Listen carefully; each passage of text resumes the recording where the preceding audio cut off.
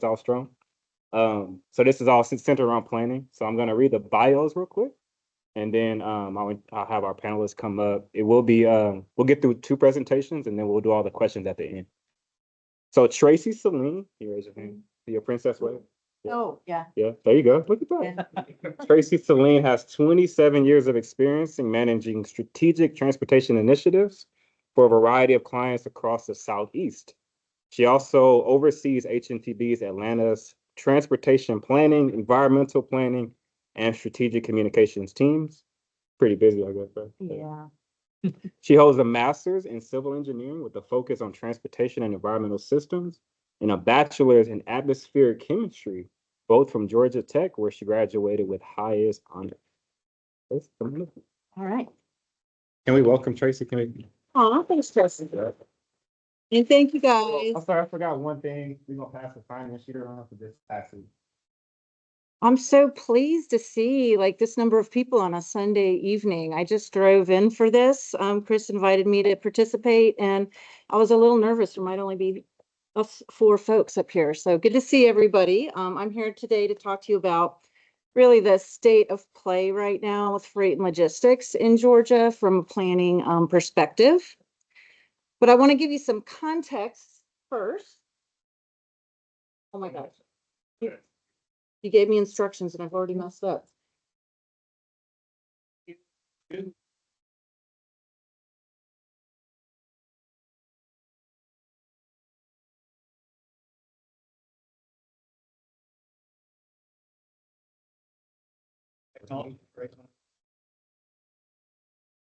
This was all planned, by the way. Just to let y'all know.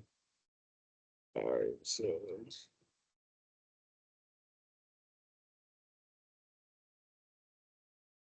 Got it. Okay. So just as a little bit of context, in case you didn't know, I'm sure you do because we say it everywhere we go. Georgia has been named the #1 state to do business for 11 years in a row. And we're very proud of that fact. And a big piece of that has been our focus for almost 20 years, a very strategic focus on transportation investment to unlock economic potential. So we have been targeted since the days of enabling legislation for public-private partnerships to bring more money to the table. Back in 2012, when we advanced the Transportation Investment Act, certainly in 2015 with HB 170 being the first state in the nation to increase the state gas tax to deal with our transportation needs. And then more recently, our fiscal year 24 general fund transfer from the governor. So $1.5 billion, by the way, historic transfer from the governor from state general fund for transportation purposes exclusively. And what this has done is it's really allowed us to focus those investments on reducing congestion, increasing market access, et cetera, and has created Georgia as a pro-business environment from an infrastructure perspective. In doing, in focusing on this over the last, I'd say in earnest, the last 15 years from a freight and logistics planning perspective, we have really been able to target a lot of that investment to take advantage of our freight and logistics assets. We do have a number of these across the state. I don't need to read them off to you, but they extend from, of course, our interstate system, but rail, intermodal ports, our new inland port system, our deep water ports, you name it, Georgia's got it. So we've been able to be very targeted in how we invest in those assets.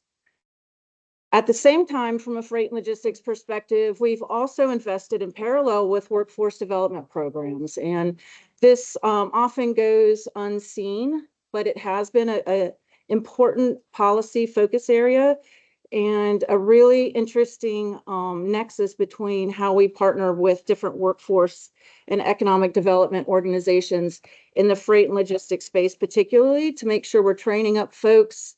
A number of you, if you're coming out of school recently, probably have, interfaced with a number of these programs, logistics and supply chain management, et cetera. I know when I was at Tech in '93, this was not really as much of a focus. Certainly systems engineering was, but the level of depth we have now in Georgia in training is really good. And we've benefited from this. Yes, we have more companies coming, logistics establishments are increasing, but what we like to focus on is the number of jobs being produced by that investment.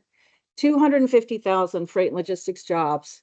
And that comprises just under 40% of total Georgia employment and yields almost 83 billion in economic impact. So we really try to work with our partners to make sure we're hitting on this jobs and revenue outcomes of freight and logistics investment, because it touches almost every part of our state.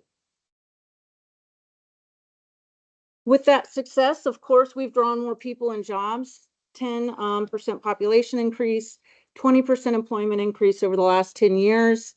But we're starting to see the effects of that, right? Even despite the fact that we have really invested at a level that's allowed us to keep pace with economic growth, we're starting to see the cracks, right? We've got the congestion bottlenecks that are cited every year by TTI and ATRI in terms of our freight and logistics bottlenecks. Congestion's increasing. I'm preaching to the educated choir here. You guys know this. VMT is increasing significantly. So again, from a planning perspective, we're always looking ahead. What's next? We're starting to see the cracks. We don't want them to get any bigger. So what are we looking at in the future? And we take a look at, what our profile is going to look like 10, 20, 30 years out. And we're going to see continued population and employment growth, almost double, right? And the impacts on that in the freight and logistics space is significant.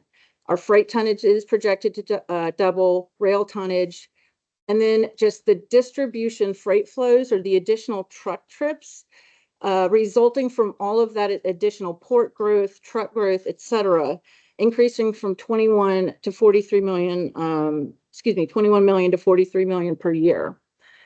Just to put that into context, since I just spouted a lot of numbers at you, I love this visual because what it shows is how much quicker truck trips per year are increasing compared to population and growth.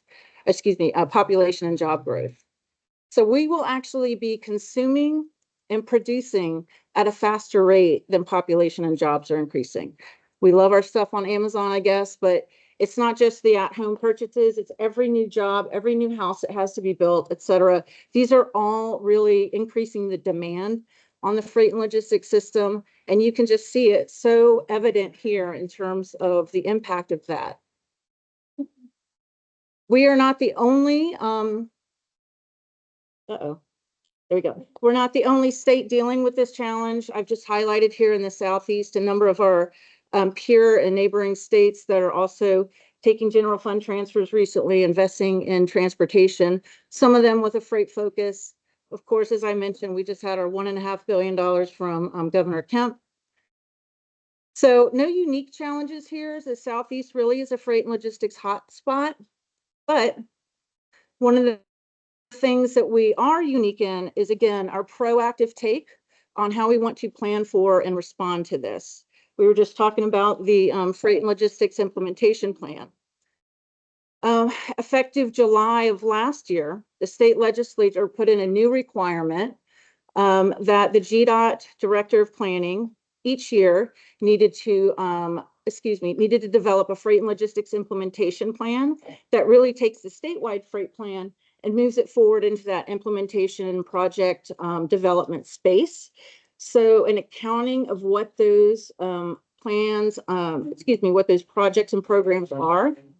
And then an annual report that's due to the state legislature every year on what was actually advanced out of that implementation plan. And it's a pretty detailed accounting. I guess you through your new pending role, have been able to take a look at that. It's really an accounting procedure to say, okay, within these priorities, what have we actually moved forward with, so that we have that tracking of how we're addressing the freight and logistics network over time. You can blame me. I voted for this last year. Yeah, it was a crazy project. So HNTP developed that for GDOT. That's due February 15th of every year. We submitted it on the 14th with love.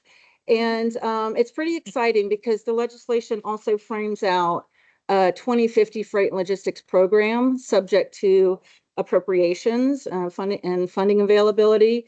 And it's really, I see it as a very important foundation for moving investments forward in a very targeted and accountable way. Within that plan, there's a number of projects and programs that are identified.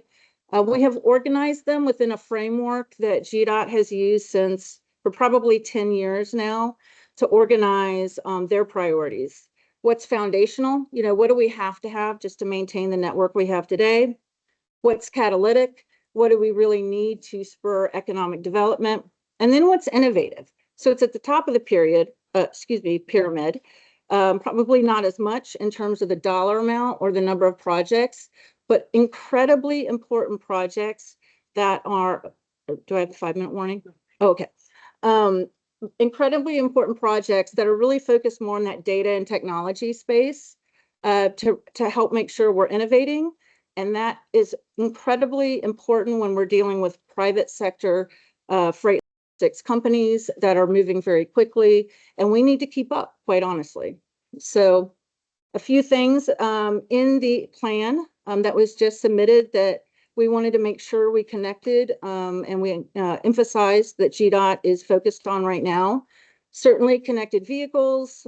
We've got partnerships right now we're leveraging with the Georgia Department of Economic Development, their Center of Innovation on how do we deploy connected vehicle technology through freight and logistics lens.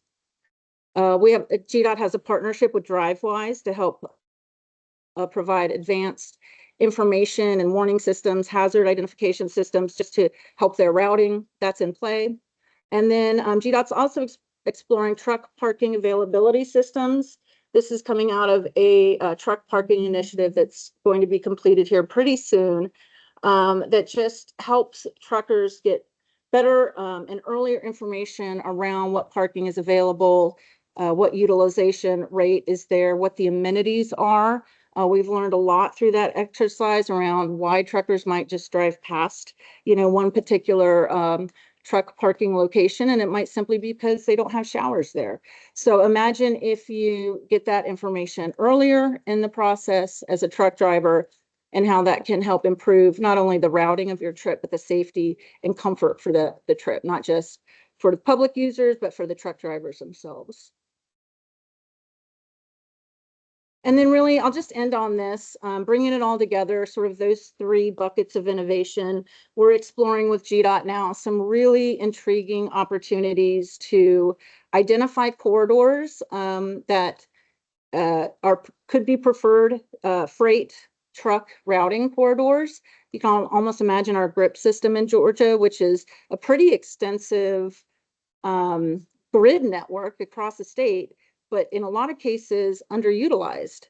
So is there a way where we can combine that thinking of CV, advanced information systems, et cetera, to certain corridors that might actually improve, even though the distance might be a little longer, if it gets them off of a congested interstate, as an example, the reliability and the actual travel time might be significantly less. So that is a pilot that we're looking to explore with GDOT now. And just, I think, a really good example of how Georgia and GDOT in particular continue to really push in this area and be progressive. And I think we're going to really see the benefits of that over time. And that's what I have. We're taking questions at the end. Okay.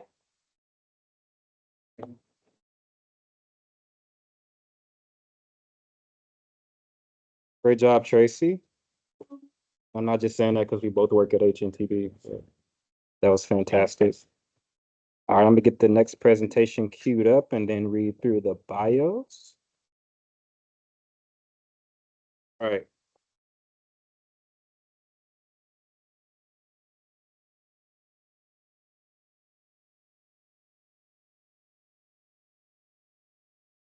All right, so first we got Eric Stevens. Nothing. With over 30 years of experience, Eric is a recognized leader in transportation, infrastructure development, serving several federal, state, and local governments. He has excelled in multimodal planning, environmental analysis, partnership building, and project management. His distinguished roles include manager of planning and operations for the FHWA, He's a senior policy advisor for the U.S. Senate Environment and Public Works Committee and senior transportation analyst for the Georgia State Road and Tollway Authority. His advisory expertise in planning and programs is acknowledged nationwide. Next, we have Lori Cox. David P. Princess Lee. Lori is a planning professional with 20 years of experience in community-based planning. She has specializes in business growth, securing resources and addressing challenges at the intersection of climate change and economic stability. Lori's community-centric approach helps create resilient and sustainable solutions. And last but not least, we got Doug Stoner. He's a business leader with 25 plus years of experience in economic development, strategic alliances, and public service. He has served as COO, management consultant, Georgia State Senator, and civic volunteer, leveraging his expertise to build networks, engage stakeholders, and drive results through consensus building. We have a robust set of panelists here. I don't know how y'all plan to do the order, but all right, come on up. Hi, everybody. Thank you again for being here late on this Sunday. Our session is going to dovetail into what Tracy was talking about at more at the local level. So we're talking about first and last mile solutions and trying to make sure there's a space for big trucks and little feet and that neither the two shall mix, so to speak. So we have Eric, myself, and Doug here. If you were in our previous session, you may hear some similar things, but we are putting it into the context of freight planning and community development. So I was just curious if anybody here walks and bikes regularly in their neighborhoods. And are you able to get to your daily activities without a car? Would you let your aging parents or your children move around the same if you have children or aging parents? These are issues that are facing all of our communities are facing as we're figuring out how to blend growth, development, and safety. So our discussion is really going to speak around, or it's going to center around the concept of building a plan for your transportation network from a foundation of safety.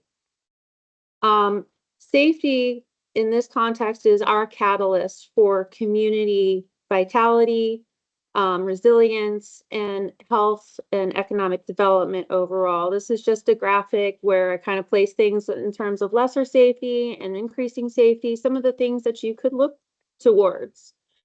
In less safe communities, you have a higher level of obesity, illness, generational poverty, less business growth and development, community volatility potentially. But if you have safety as your forefront, it makes your communities more desirable. I mean, who wants to live in a dangerous place? Who wants to live in a place where you have to drive everywhere to feel safe in your community? Well, this hasn't always been the concept in community development, and some of our communities are learning how to retrofit and how to get ahead of the wonderful freight development and business development opportunities that may be gobbling up their communities from a place of mobility, walkability, and safety if they weren't planned for otherwise. So safety as the catalyst really prioritizes the most vulnerable users first. Your non-motorized users, cyclists and pedestrians, as well as your elderly and your youth, 18 and under. And so why do we focus on that? Well, short-term investments equal longer-term improvements over the long term. And then typically lower cost improvements can equal undercapitalized wins. In this space, safety improvements can range from a variety of different behavioral interventions to highly engineered, very pricey interventions. But this planning process gives us the opportunity to look at it from this lens and create more flexible solutions. So I mean, we're talking about little feet and big trucks. Like, they have different needs, but can be planned for in our communities equally. And so the framing of our conversation is, we've been doing a lot of work and been quite successful with working with the Safe Streets and Roads for All program. This is a federal program that helps advance the nation's goal of zero roadway deaths, Vision Zero. Has everybody heard about Vision Zero? Why have we not had a vision of zero deaths until now? I don't understand. But now we have money that is being put towards making those improvements to help our communities get to that vision of zero. And I was going to turn it over to Eric if you wanted to talk about the SS4A program and how it ties with. Yeah, sure. Hey, everybody, how are you doing this afternoon? Halfway awake, go to sleep. So they can hear you. Oh, they can hear you on TV. Okay.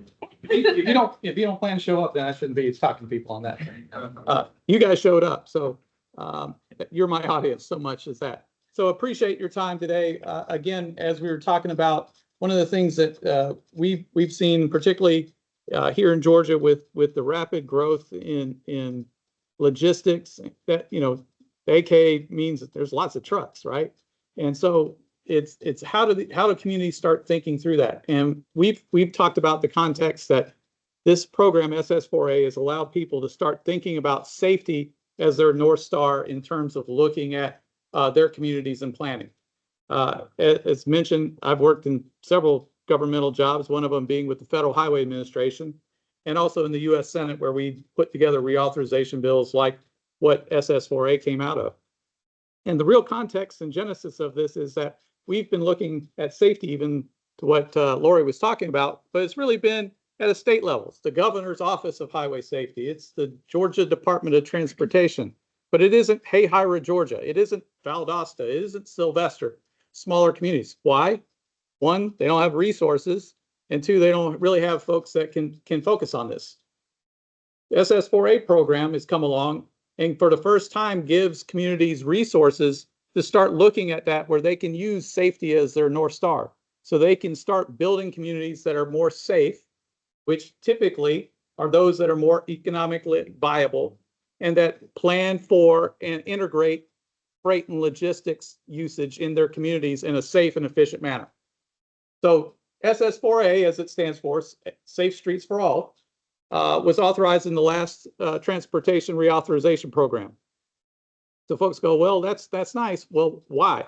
There's $1 billion a year why that these communities are starting to think about it, because they can access things to help them with safety programs, whether it's educational or safety related projects.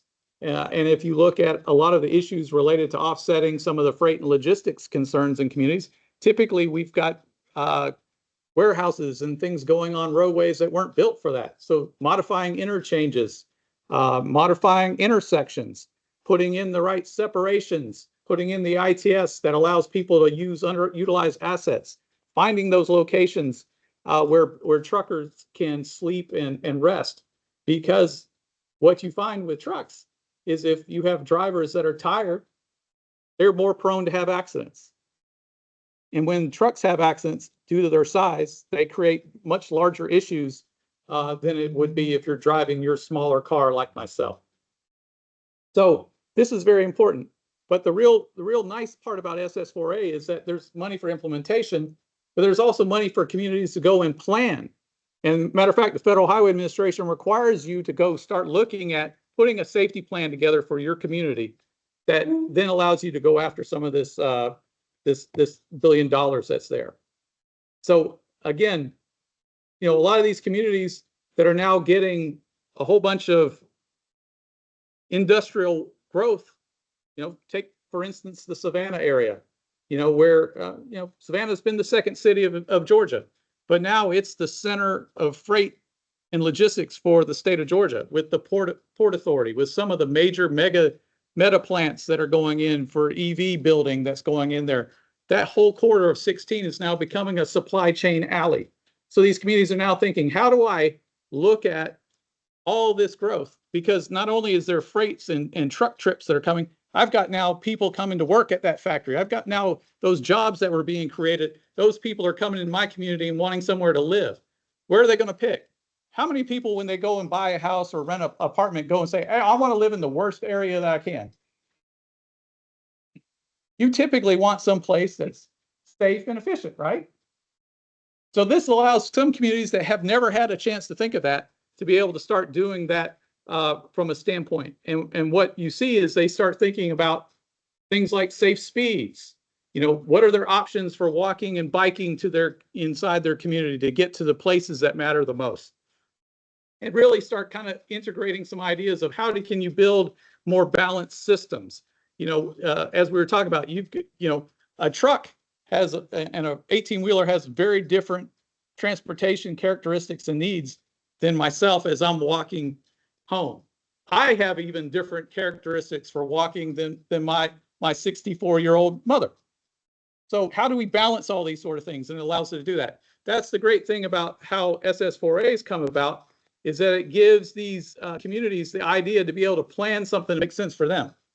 So they can go and look at, hey, how do we deal with all this warehousing here? How do we create buffers in the system? How do we make sure these interchanges and intersections work so that we have there? Some of it's as simple as, hey, you know, being able to get across a 4 to 6 lane section, I need more signal timing in order to be able to walk and clear that intersection. Oh, we need better turning radiuses so that you're not clipping the curb when you're coming with your truck. These are all the things that you can kind of look at in there, and it creates this opportunity for those communities to get at that. You know, one of the things that as we're talking through this with folks is that, you know, safety becomes this North Star that allows you to build upon other things. Most communities in Georgia have a comprehensive plan. It's usually fairly rigorous in all the different things, but safety allows them to, in this plan, tie back to their comprehensive plan, be able to get at those sort of things, to look for opportunities for vulnerable road users, for those populations that typically do not get a chance to be able to see things.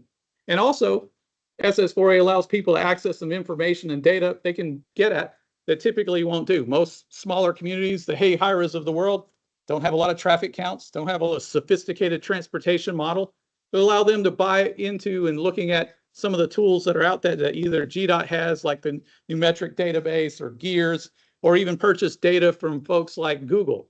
So, you know, there's an opportunity to get more intelligent about the solutions that are being done in your community so you can go after that type of money. Again, as we kind of look at this, we think that communities using safety as that unifying theme allows them to start looking at making themselves well-rounded communities, because the impacts of freight and logistics are just that. You've got influx of people into the state of Georgia all across. You've got higher VMT because of all the jobs and trips that are coming on. How do you balance all those sort of things? And so this SS4A comes at a really great time for places in Georgia to be able to start looking at safety as that lens to be able to help them cope with some of the freight and logistical concerns that they're having in their communities.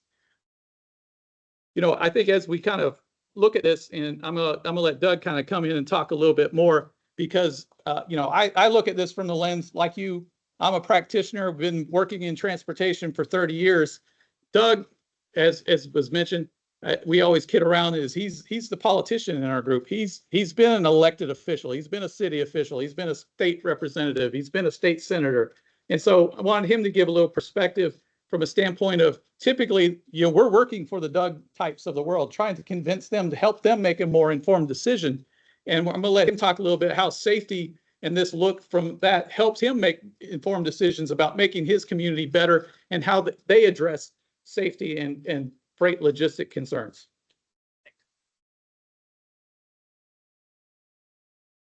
So good afternoon, and I think we got about 10 minutes at the most left, and then we're going to open up for Q&A from everybody. But some of y'all, we were in an earlier session, might have heard some of this before, but no, I've been a state senator, a state rep, and a state rep again, state rep, state senator, then a state rep again. I've been a city councilman, and I'm about to start service on the DOT board starting April 1st for District 6. So as Eric says, I've held many hats. I've also been a director of the transit system in Cobb. of the transit board there, and I've also served, I have a long background in economic development. But to Eric's point, what this program has really done, and it's something as we've been going around the state doing these programs, is how do you get, say, the decision makers, the policymakers, whatever you want to call it, in these local governments or whatever level of government, to understand, what we're talking about and how important this is and how it impacts their community in a positive manner, to have this view looked at safety. And really what this program's done is something, we really haven't done in transportation planning for years. We would have studies on, like, let's talk about auto safety in the sense of vehicles and reducing crashes. Then we might have something on bike or pedestrian along those lines. But really, this is the first time you've looked at getting everyone in the room, talking about all these different modes of transportation and how they interact and interface with each other in the community. Instead, we've had everybody in silos. And that isn't just in the sense of the studying, but it's also in the sense of these local communities. As part of what we do as part of the public engagement and the stakeholders, is getting everyone in the room and start talking about these issues and how they impact in ways that most folks haven't thought about. So really what we're doing is an education process with decision makers and policymakers in these communities, and understand what is the benefit of what they're doing. It isn't always going to be, there's going to be actual engineered solutions, but sometimes it's also looking at education, just the, basically creating a safety culture and how that pays off. It may not require a lot of money. I won't mention a particular community that we're looking at right now, but we did the initial data and it kind of shocked us a little bit. And I'm trying to think, Eric, what was it? 30% of the, yeah, 30% of the serious injuries and fatalities were due to the fact people weren't wearing their seatbelt. 30%. That is an abnormally high number. Now, I'm of the generation where we didn't wear seatbelts until later in life. It just wasn't something you did. But eventually, over time and culture and everything else has been driven both by laws and things like that. But it was a shock, and it was a shock to the local officials that were in that stakeholder meeting. And we were kind of surprised, but we looked at the numbers. And I remember somebody in the room said, well, we did a seatbelt program about 10 years ago, but we don't do it anymore. Well, here's a program right there. Just 30% of your serious injuries and deaths are due to the fact that the person wasn't wearing their seatbelt and everything. No amount of engineering solutions going to solve that if you don't do that one basic thing. Exactly. And so again, that was kind of an eye opener to that community's leadership to go, whoa, maybe you need to start an education again on seatbelt use, and it's not going to cost you hundreds of millions of dollars to do, but it would have a dramatic impact on reducing serious deaths and injuries. So part of this process is really getting everybody out of their silos, having conversations, seeing the data. We had another community which was it's just data, not defining your data well. We're sitting in the room, we got the police chief there, and we're looking at data, and it says, I think the majority of accidents was other. What the hell is other mean? So we point this out in the meeting, and finally the police chief says, we kind of look at him like, what is other? Can you tell us what other is? Finally says, oh, that's deer. Well, that's good to know, and it's a serious issue when you do run into a deer. A lot of people get injured or do die from that. But my point was, he said, yeah, we probably need to do a better job of defining that. And it's just like no one had pushed, no one had asked, no one had kind of pointed out the fact, well, it doesn't do us any good to have other. In fact, that's your number one category you have listed stuff in. And so again, it's kind of, this program is a really good way of kind of, I hate to use the term, forcing people to have these conversations that otherwise they normally would not have as we're talking about this. So again, it's not, and then also the whole point of this is coming up with a plan. And as those who were in the previous session, I use this term as an elected official, is to build a shared vision. In other words, get a plan, and that is a shared vision of your community of what you want to do, be it policy, be it education on safety, or hey, we got to do something with that road network.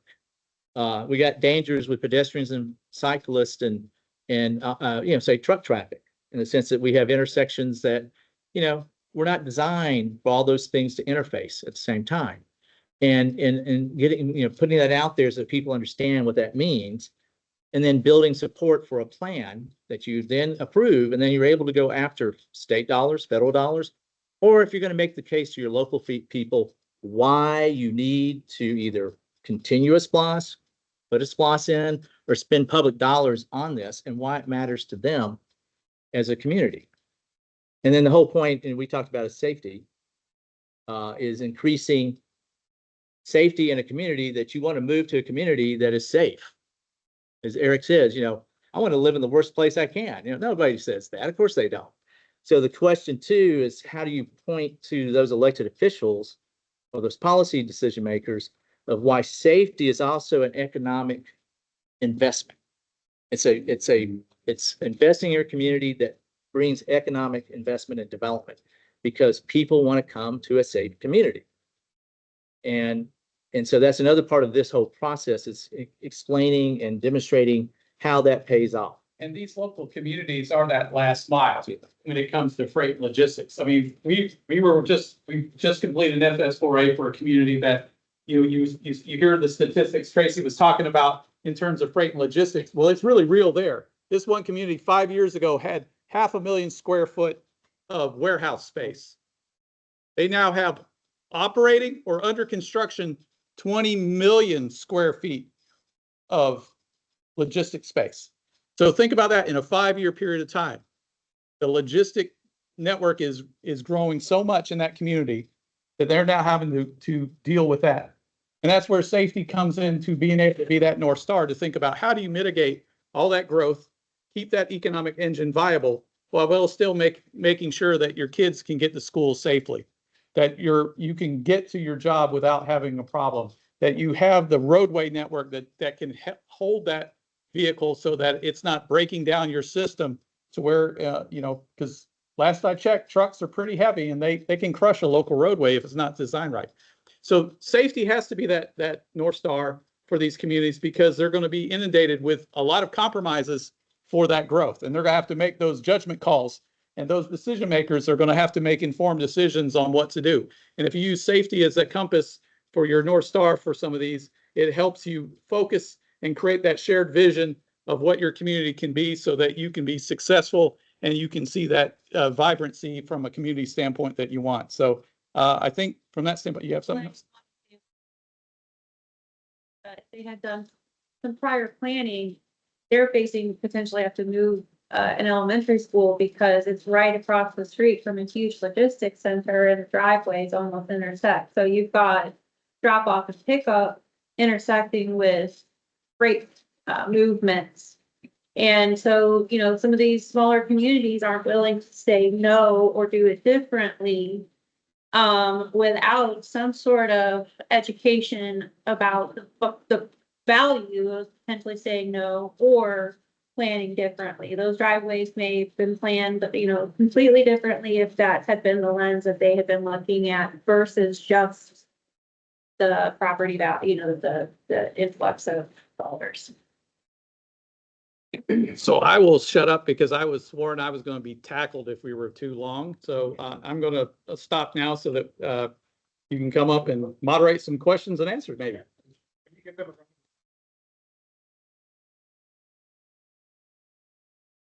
I meant tackle in the figurative sense, not the literal sense.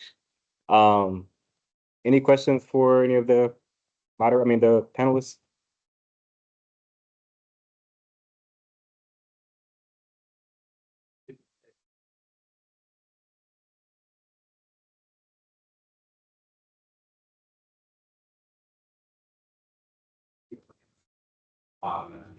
That's a good thing.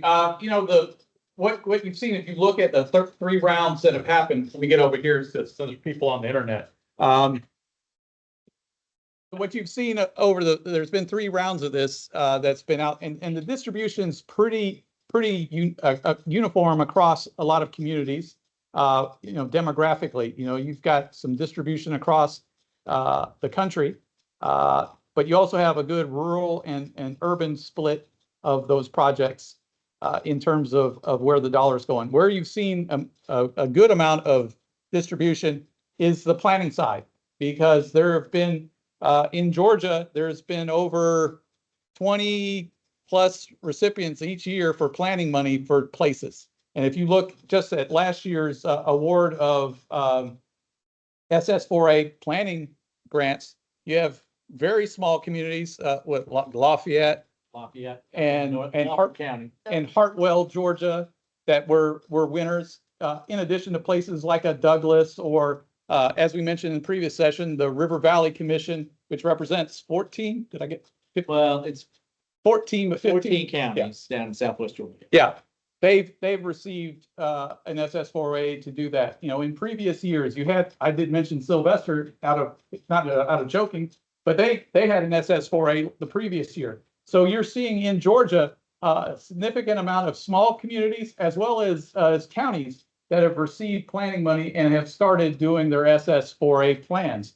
So, you know, I think the distribution's right. Where it's going to be an interesting question, your point is, so now you'll have 2 years worth of people that have done plans. How much and where does that implementation money go? That $1 billion? Because in the last year, they were undersubscribed, surprised, because you have to have that plan to be eligible, and only had basically 1 year's worth of planning that was done that would make you eligible for that. So I think the real question, the answer to your question is going to happen this particular fiscal year, when you've got really a mature pipeline of people that have plans that are seeking federal dollars for implementation. Robbie? To piggyback off that question, has there been any talk federally about extending the Vision Zero funding past 2022? I would say yes and no. And I would say there was a lot of conversation about that before November. The question is, how is the conversation going now? And that's all kidding aside, is the real kind of $24 question. I think what you see in terms of all federal programs are being reanalyzed and thought of. The good news is we're talking about safety, which is usually one of the things that's never been questioned, having worked in Congress. Transportation sometimes can get bipartisan, can be political, but safety has never been it's always been bipartisan. I mean, you hear of that being the North Star. So if you where you would see a situation where that would change is it may not be where it is available to smaller communities. That's my suspect, is that what you get is the tick and talk of reauthorizations, is that this next reauthorization is going to be more state reliant, where they would want to turn the programs to block grants, which then would be administered by a state, usually the DOT. So that may make it a little bit more difficult for smaller communities to grab that money if that was the methodology. But that's typically been, if you look at the history of transportation reauthorizations, you have kind of a breakthrough piece of legislation, a lot of discretion, a lot of different eligibility categories. The next one usually kind of gets a little bit more conservative and kind of, eliminates some of those eligibilities or makes the program a little bit more contained. And we're probably in that kind of tick and talk cycle of things. So yes, I think there will be money for Vision Zero. How that will be distributed, that's to be determined. Amy?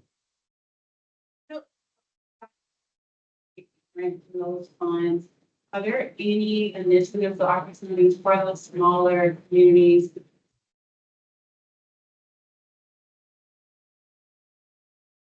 in their communities? Because I imagine, of course, they don't want to bypass opportunity to have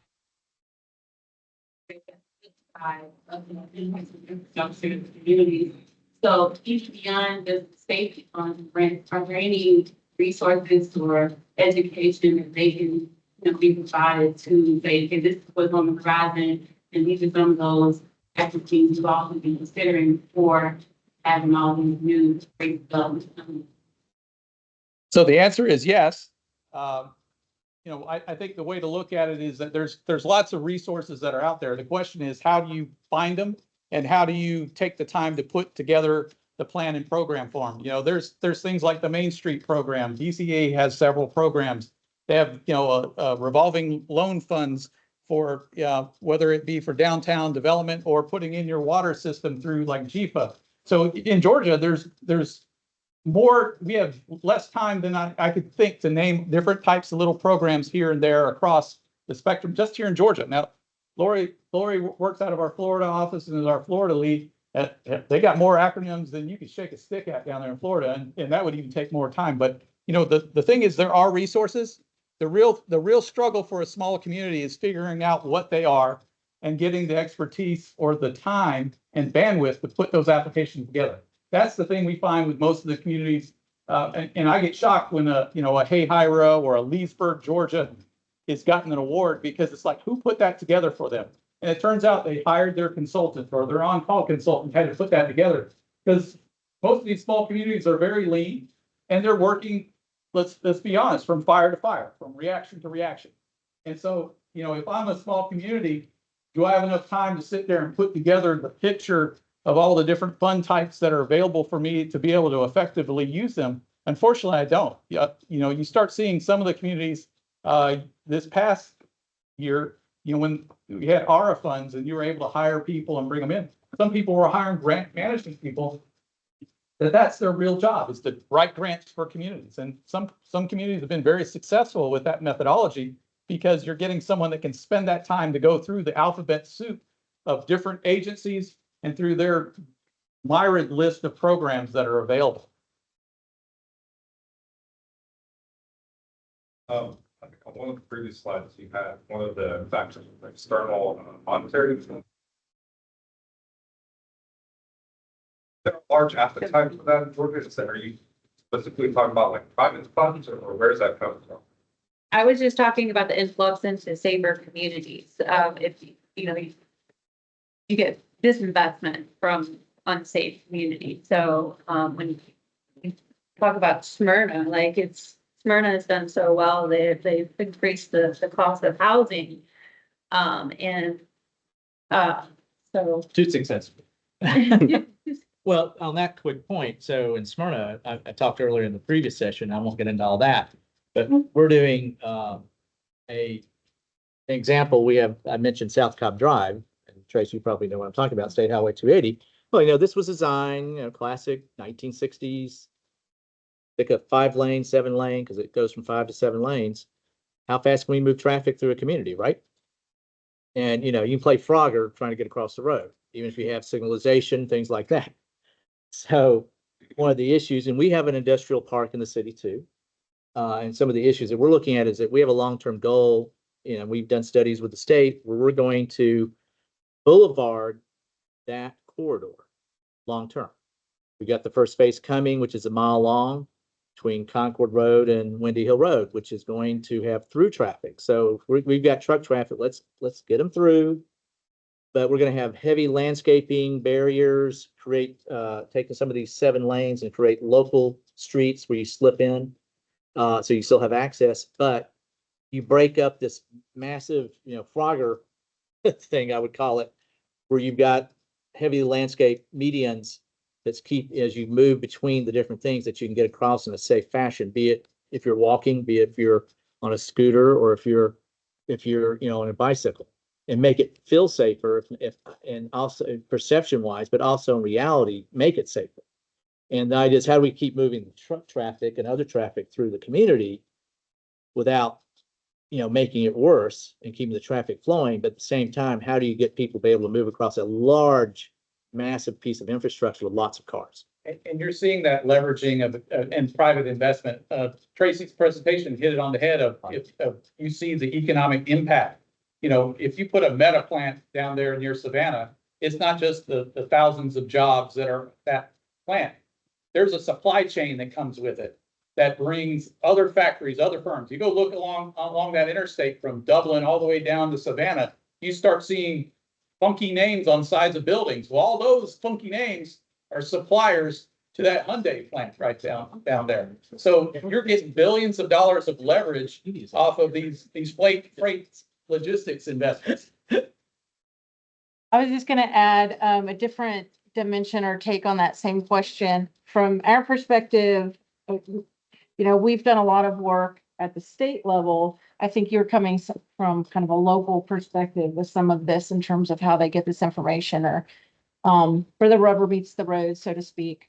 But at the state level, we have a number of partnerships with the Georgia Chamber, Georgia Transportation Alliance, et cetera. And in the freight and logistics conversations around the needs there and the need for more money for the network, safety is always a part of the conversation. So that's another way to push out information. It's just through a different audience.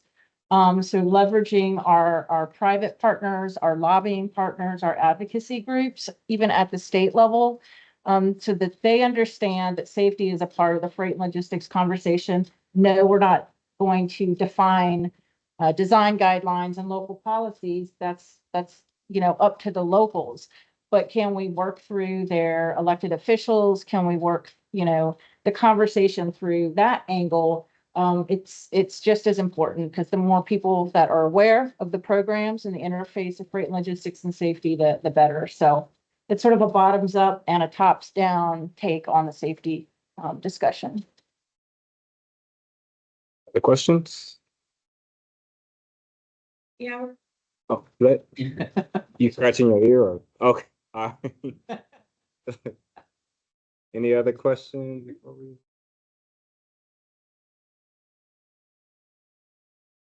All right. Well, can we give a final round of applause to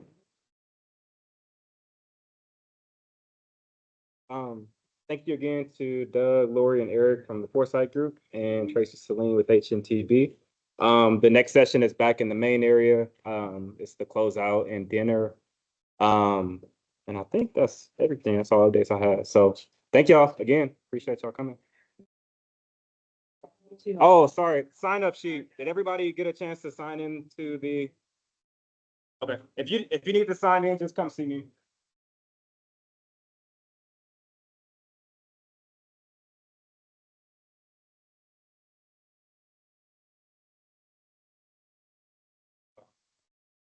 I got a gift card for y'all before you leave. So another gift card.